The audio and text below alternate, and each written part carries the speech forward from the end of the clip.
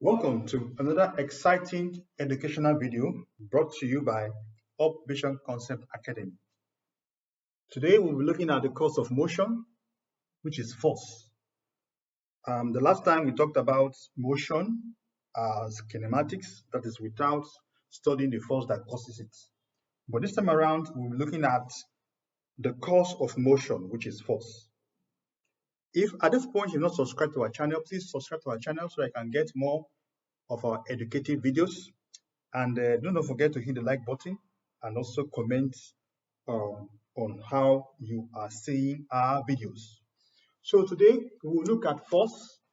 The force is a particular kind of impact that can cause an object to move from one point to another. So this object A, so a force applied here, it can make it to move. Force can also make it to be on a state of rest, and force can also make this body to slow down if it's already in motion and it will finally stop. So there are two types of force. Generally, types of force. We have number one, the contact force, and number two, you have the field force. So for the contact force, these are forces that are in contact or in touch with the body to which they are applied. Examples of the contact force include the push, the pull, the push, the reaction forces or reactional forces. You have the tension. What else? You have the frictional force. You know, we said force can change a body's position, make it to be stagnant or make it to slow down. So the friction can make it to be at one point, and friction can make it to also slow down. Understand? A pull can push the force from one point to another. Pull it, push, reaction is acting perpendicular to the body. So, but when a contact force is in place, the two bodies in consideration must be in touch with each other. That is why you have call it the contact force. But for the field force are forces where the sources do not require contact with the body. You understand? Example is like the gravitational force. It's a field force. Gravitational force is a field force. You have the magnetic force, you have the electrostatic force, and electric force. These are the force that does not require contact, but it's like a field. There's a space in between the two bodies. One will just attract the other. Have you ever seen a magnet? And this is a magnet. Have you ever seen a magnet in interaction with a magnetic material? When the magnet comes close, there's a point where it comes to close to this magnetic material. It just jumps as if this one just draws it to it. So that force where no contact, there's space in between the two bodies, but one body is controlling the other one, moving it, either pulling it away or pushing it to it, is called the field forces. Okay, so we'll quickly look at the contact force, gravitational force in detail. This field force, we are going to look at it later in the course. So let's consider the frictional force. So I'll put friction. So as you know, friction is a contact force and is defined as the force which acts on the surface of separation between two bodies in contact and tend to oppose the motion of one over another. So I'll put it on the board. I say friction is defined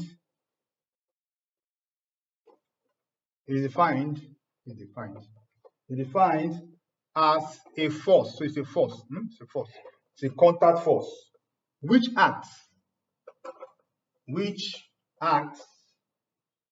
at the surface of separation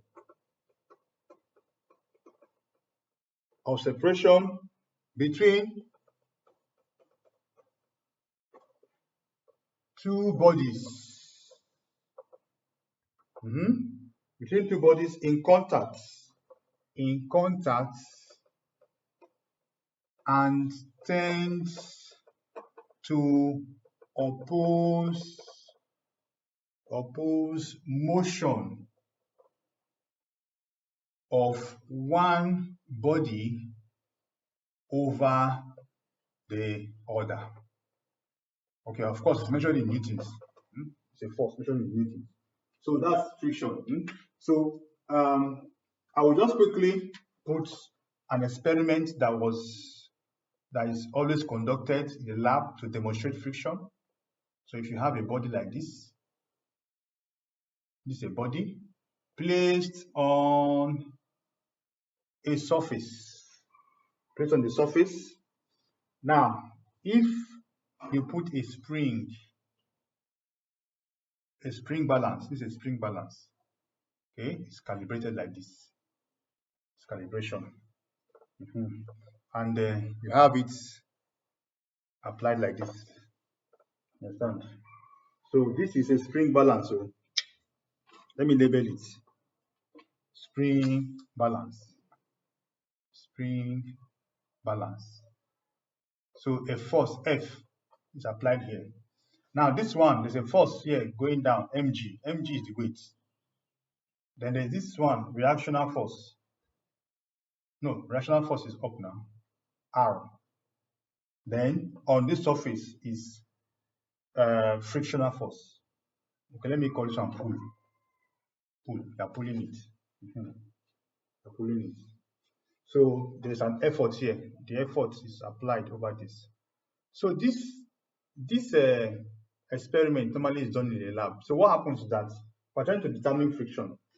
We say that we have a body resting on a smooth surface. This one is a smooth surface. Resting on a smooth surface. So normally without pulling anything, the body is at rest. Why? Because the force that attracts the body to the ground, to the earth, is the weight, mg. Is equal and opposite to the reactional force. So this body is also tending to react upwards.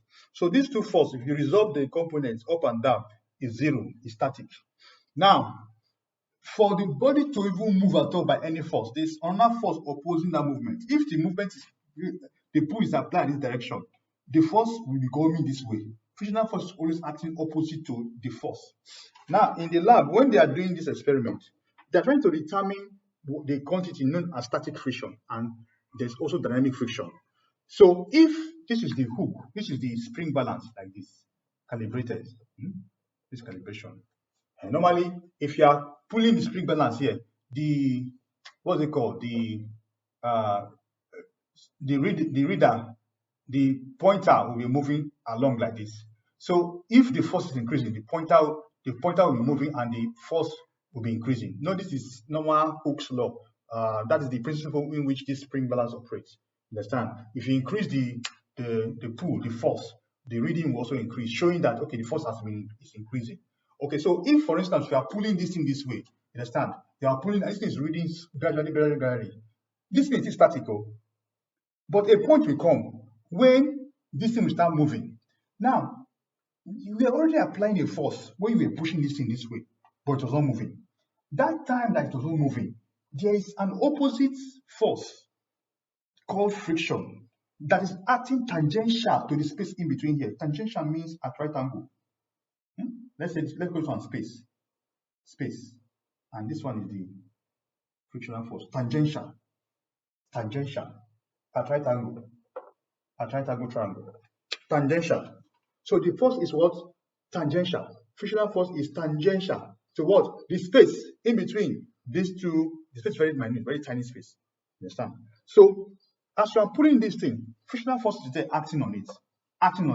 And the point will come. This thing will reach to a point where there's a threshold, there is a maximum point where this force can still hold it.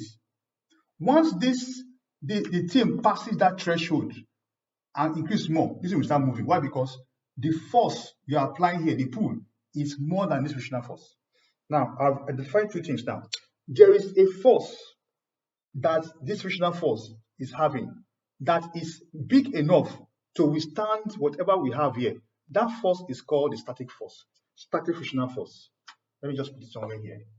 Static frictional force. Frictional force. So it's still static. By the time this thing exceeds that threshold, exceed the threshold, and it starts moving, you understand? I start moving. The pull you are applying has overcome this. At that point, the body starts moving, but there's still a frictional force that is acting. And that is called the dynamic frictional force. But of course, this pull force must always overcome that dynamic force for it to be moving. If not, it will still stop. It will still stop. It must always overcome it. All right? Overcome it. Okay. Now, from this experiment, the following can be deduced. The following can be deduced. Number one, friction opposes the relative motion between two surfaces in contact.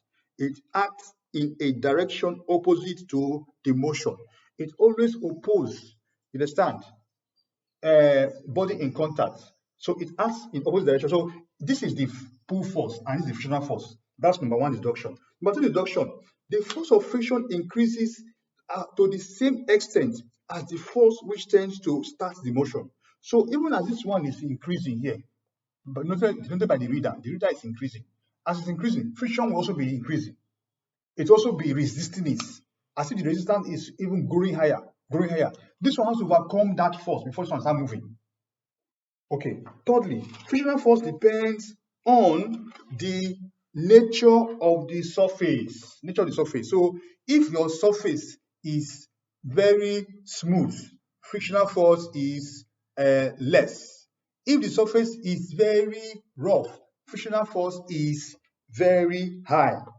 If it's slippery, frictional force is low, and so on. So it depends on the surface. Number four deduction, it is independent of the area. So if like let the area be small area, small body, same frictional force, big body, as it does not, the frictional force does not increase because the body is big or the area is covering is big. No, it doesn't depend on the area. So it depends on the area. Now, the fifth deduction here is where our formula will come from. So the fifth deduction here says that frictional force, F, is directly proportional to the reactional force.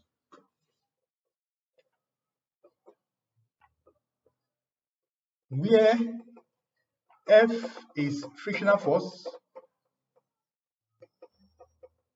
and R is the reaction force.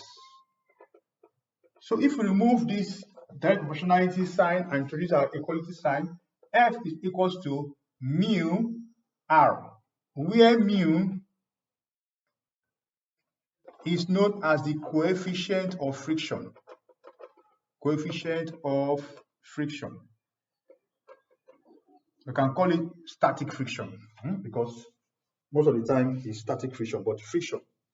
Okay, so this is the formula for friction. So sometimes in questions, you'll be given the reactional force, you'll be given the coefficient of friction, and say we should find the frictional force. I told us that frictional force is measured in Newton because it's a force. It's a force. All right. So quickly, let's take an example. Example. Okay. It says a block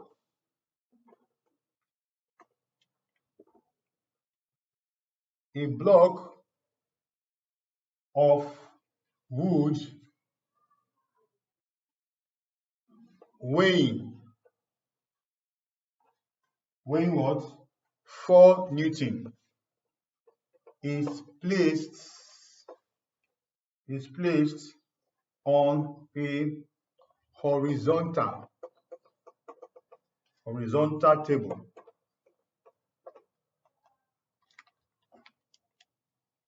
it is then pulled by means of a spring balance, okay, attached to one of its ends.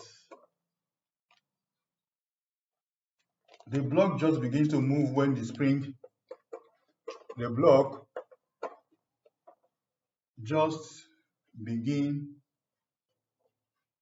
to move when the spring balance records a horizontal force of 2.5 Newton. So I will just, this is the story behind the question. So the question says, number one, say, what is the coefficient of static friction? So solution, number one, this is F over N. That's the formula from the formula for frictional force. Okay. So what's next? What's F? F is what? It says the force is what? 2.5 Newton. 2.5 Newton is given in the question. It said a block of wood weighs this. So this is the reaction. N is the reaction, that's 4 over. Then it said the block begins to move when the spring balance records a horizontal force of this. So the force, the frictional force, that is this one. You understand? We're going to calculate the coefficient of friction. So this frictional force is defined as this 2.5. Why? Because it is the force that just begin to move, that the block just begin to move when the spring balance records a horizontal force of this. So this is what is the threshold. This one is the opposing force. You understand? It just begin to move when so the force will climb to this point first on the spring balance and begin to move after this one is exceeded. Why? Because this one is the opposing force, which is the frictional force. That's why I have 2.5 there. So mu is equals to 2.5 over 4, which is what? Which is, by calculator, I'm trying to punch now, 0.625 the Newton. That's for the frictional force for number one question. Number two question says, what is the frictional force when the horizontal force is 2? That horizontal force that is 2, you understand? Okay, when 2 is recorded in the beam balance. When 2 is recorded in the beam balance. So this one is very easy, straightforward. Let me just write down what they are saying there. That's number 2 question. Let me write it down. Our B question. This is the A question we have done. I've solved it. But B question now says, he says, what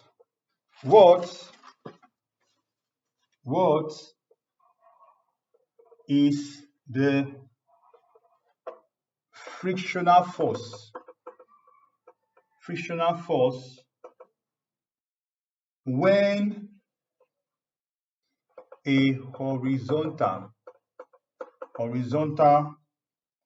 force of 2.0 Newton is recorded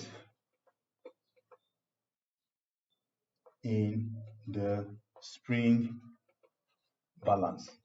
Mind you, from the first question, they said the maximum force that it attained before it started moving was this. So if the force on the spring balance is less than this, it has not even crossed. It is still inside the range of frictional force. So the answer of this question is just still 2. This 2.0 Newton is still the frictional force because you have not exceeded this. This is the maximum. You have not exceeded the maximum. You are still within the range where the frictional force will operate, where it will operate.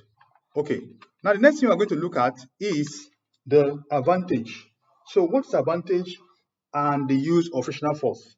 Number one is that without friction at all, you see that it will be impossible to walk. You're walking. Number one, you cannot walk because you'll be slippery. The what's it called? The force that is keeping our feet on the ground without slipping is the frictional force. So it keeps us from slipping. So number two, advantage. Friction enables the automobile tires to make a firm grip on the road while the is driving. So it's aiding movement.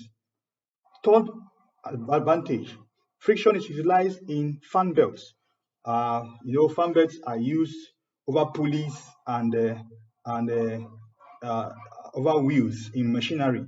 And so the belting that drives the wheels, the machine depends on the friction to make the wheels to turn without, spinning or slippery. And so that's for it. So the fourth advantage of friction is that it enables screwing or nail to remain in place. Imagine you hitting a nail on to join two woods together. Without friction, there will be no grip. There will be no grip. So that thing will just not hold. And fourthly, or number five, friction enables the brakes to stop. When the car is moving in motion and you apply the brake, friction will make it to stop. If not, if you apply brake, it will still continue moving. Number six, friction is used in grindstone to sharpen knives and cutlasses. So disadvantage of friction. Friction can lead to much wear and tear. Imagine a pulley or mechanical parts that are touching each other and are always having friction. You will see that after some time, the stronger part we chop off the less stronger part, less strong or softer part. You understand? So friction leads to wear and tear of moving parts in the machine. That's number one disadvantage. Number two disadvantage, that much useless work is done by machines to overcome friction, which opposes their motion. Thus, friction causes loss of energy in machines, therefore reducing their efficiency. We'll look at efficiency of machines later in this course. We'll see that efficiency is affected by friction. And so there are ways to reduce such useless loss of energy. So friction causes heating of engines. This is because the energy which is used to overcome friction is converted to heat. So imagine that two parts are, they are grinding against each other. Understand? At this point, heat will be produced. Heat will be produced. Why? Excess heat in this system because of friction. So friction can cause heat. Sometimes the grinding can be converted to noise. That's why you hear a grinding noise. So the frictional force is either converted to heat energy or converted to sound energy. So that sound can be disturbing. Imagine two bearings rolling together and the thing is making sound. Okay, so these are the disadvantages of friction. So how do we reduce friction? To reduce friction, the first thing we do is to use lubricants. Let me just put it on the board. You can, at this point, subscribe if you're not subscribed. Then if you are, you can hear play the video again so that you can, get the part that is not maybe here. So how do we reduce friction? Methods of reducing friction. So if it's too much, how do we reduce? Number one method is to use lubricants. The use of lubricants. What are lubricants? Lubricants are like fluid, oil, that you put in between two moving parts so that you will not have too much contact that will cause wear and tear, that will cause noise, that will cause, useless loss of energy. So lubricants can be used like oil, e.g. oil, grease. What else? I think I heard about graphite. Okay. So the use of ball and roller bearings. You can use ball or roller bearings. So for areas where you have something like this, this is one part, this is another part, this part and this part. So you just put roller bearings so that this one and this one will not have so much contact that will bring about friction. So ball and roller bearings. Then in designing of machines, yeah, the streamlining of body shapes of moving parts. So the streamlining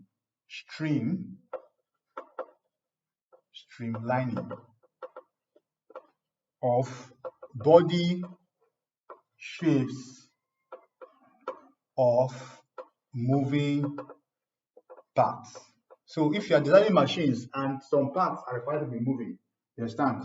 You can design those parts to be slim, to be slim and sleek. You understand? Not to be bulky. You understand? Your design has to make sure that the body looks like this. You understand? As much as possible, so that you avoid cluttering of that area of the machine, thereby reducing friction. So we'll stop here for today, and I hope this video has been informative for you. I'd like to thank you for viewing. Please subscribe if you're not subscribed.